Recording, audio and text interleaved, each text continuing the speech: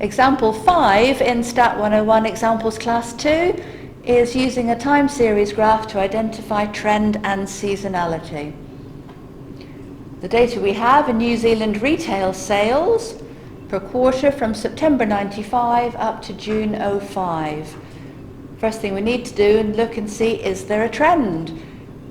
If we do a trend line, we're adding a trend line using Excel. Is the trend positive direction? Is it staying horizontal, or is it in a negative direction? Adding the trend line from Excel gives us the equation of the line, which shows that the gradient is in fact positive. The gradient 0.3433, we have a positive gradient, so we have a positive trend. New Zealand retail sales are increasing for that period.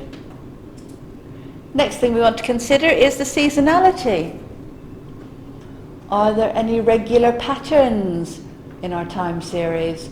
Is anything happening about the same time every year?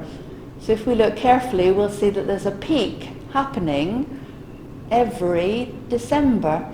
We just come down to the horizontal axis from those peaks each time, have a look and see when they're occurring.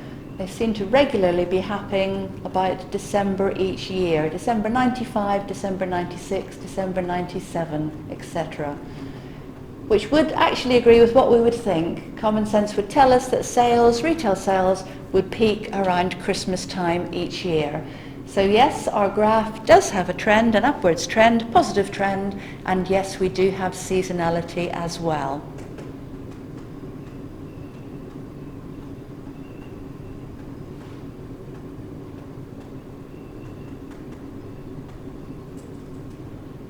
And that is the end of our example 5.